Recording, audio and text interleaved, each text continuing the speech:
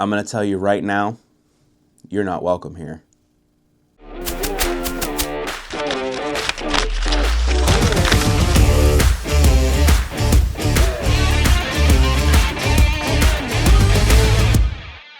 Hey friends, welcome back to the channel. It's Gary the Card Father, and it is a dreary day here in Columbus, Ohio, and we have got some cool things to talk about. But more importantly, how are you? You guys doing okay? It's good to see you. I'm so glad that you came to join us here. Don't forget to like, comment, subscribe down below. Of course, anything you do tells the algorithm that you like the content we're creating. All right, back to it. Let's talk a little bit about what's going on. All right, so we're in our store. It's the first week, and we've had an incredible amount of response from our grand opening all the way through the first week. This is actually our third day just because of the way our hours are working. Gary still works a full-time job, friends. Yes, I got to pay the health insurance somehow. And so being in store, it's been incredible because we've seen a lot of interesting people come through, a lot of friends, a lot of family. We call people who walk in our doors family. And it's been a really good time here. But that's led me to a couple of thoughts because increasingly today, if you're not familiar with March 28th, is Journey Together release day. And it's an amazing day to be a Pokemon and card collecting fan. The cool thing about this is that because it's release day and we're in such a crazy market, I'm sure we're going to see a lot of people walk through our doors come around noon, right? So that led me to kind of think about what we are doing as a store to combat the scalping issue. Now, obviously, we are all familiar with how people work. I'm sure you've seen videos all over TikTok or Reels or Instagram about all of the crazy people who are literally going out to the Walmarts, the Targets, the Best Buys, the mom and pop shops, the Staples, the Family Dollars, and they're literally clearing shelves of Pokemon product. And then you get to see it on Facebook. You go to the marketplace and you get to see all these people marking up ETBs and booster boxes and sleeve packs for exorbitant amount of money just because they can. And that's because of the fight between MSRP and market value, right? So today I wanted to talk about a little bit about what we've seen here in the market and how things are moving, but also what does that mean for stores like me that, small stores, how we're starting out and what that's going to do. Now, if you listen to like Brian at Pokémon, hi Brian, and if you listen to like Rudy at Alpha Investments, hi Rudy, if you're listening to these guys, owning an LGS is not something you should be doing right now. The overhead, the expenses, but I understand that. But the challenge with owning an LGS is actually creating good policy and having an actual demeanor about that policy. Now, we care about people more than we do profits here. You walk into my store, your family, we want to take care of you. But also, we're a business, and we have overhead, and we have things that we need to take care of outside of employees or, costs for software. But so this got me to thinking about how we would implement the store policy here at Cardfather Games regarding Journey Together and the MSRP debate. Now, I am a market person. I believe the market is the market, and when you're at the market price, you're at the market price, and that's what it is. And as a store, I sell a lot of our things at market. But I want to sell things at MSRP, right? I want to sell our sealed product at MSRP. Why? Because I believe that I'm getting it from a wholesale distributor for a decent cost, and I should be able to make my store manageable and work well on MSRP. I don't want to sell things at sealed product at market price, unless it's like a collection buy that we get in and that set's no longer available, right? So, for example, Fusion Strike, Celebrations, something all the way to the XY era.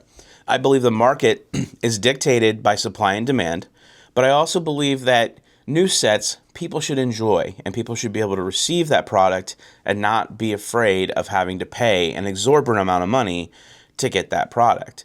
We cater to the collector. We cater to the fan. We love those people. We love the investors too. I'm talking to you guys out there. Yes, we love the investors. But the thing is that Pokemon was not an investment. That's not why it was created. All right. It was created because of the enjoyment and the fun in the game and people coming together. It's actually a community thing. And that's the important part of this process. So here's my policy that we've implemented and that we're starting to see other stores in our area implement as well. Today's release day. And so we will have product on the shelves for just a little bit above MSRP. That's like you're talking $2 to $5 above MSRP. Why? Because that's helping to cover some of our expenses, okay? Product is a little inflated. Price increases always happen. But we are not going to sell our booster boxes for $250 unless, and this is where it gets a little different, unless you're not a collector. Okay, if you come into our store today and are a person who wants to buy a booster box at MSRP, we're going to ask you to open that box in front of us, or you're going to allow us to remove the cellophane and potentially take the product out and clip the top of the packs. This is a strategy I have been testing. It is a policy I have been asking people about since opening and prior to that, how they felt about it. And 99% of the people I've talked to say that is a fair policy. And it's fair because what it does is it eliminates the person walking into our store to clear the shelves and take out all of the product, right? Scalping is a huge issue. And here at Cardfather Games, we don't scalp. I don't travel around the city buying product out of the machines or dropping product from Walmart or Target or Best Buy. I'm not looking to take the product and resell it from a big box retailer because they're not smart enough to set it at a higher price, right? They set an MSRP for a reason. They set it because MSRP is where they're getting it at. That's where they're making their profit. So here at Cardfather Games, if you're going to buy something at MSRP, great, but you're going to have it open in front of you right here in the store. If you want to take it home and put it in a collection box or put it in an acrylic case, or you want to sit and admire with it, or maybe you want to put it in your bed next to you at night, that's okay too. All right, but you're going to pay market price at that point. This is going to cut down on scalping significantly. And you're seeing this occur in not only LGSs in our area or around the country, and I've talked to a lot of them about this. You're going to start seeing this, and you are, in other countries. We've seen this happen in Japan, where booster boxes of the Japanese products are being cut open and the cellophane being removed, and the box is being damaged or somehow like modified so that way you can't take the box and resell it. Okay, and that's the point here. We're trying to reduce the amount of people who are coming in to be the Pokemon reseller, right, and take it to a card show or take it somewhere else. That's not acceptable right now, right? Okay, it's not acceptable in this market. We want people to enjoy the product fully, 100%. Open your packs here in front of us. Let us record it so we can put them on short so that everybody can enjoy the fact that you didn't pull a single card out of that pack. Or, I don't have hot hands, apparently. There are other people better than me. You do pull something awesome out of that pack. Maybe you're pulling a Gengar from Fusion Strike, or you're pulling a Lugia from Silver Tempest. Who knows, right? But the idea here, friends, is that we want to reduce scalping. We want to increase the hobby. We want to bring the health of the hobby back.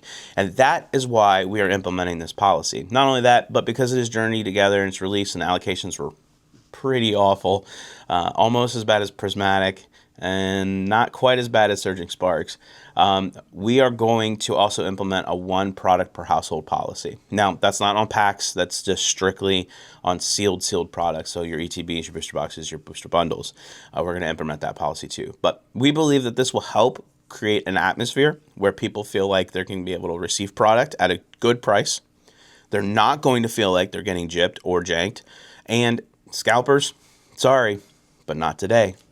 All right, that's it for today, folks. Thanks for joining me. And as always, I hope you have a wonderful day and you can do all things through Christ who gives you strength. Until the next one.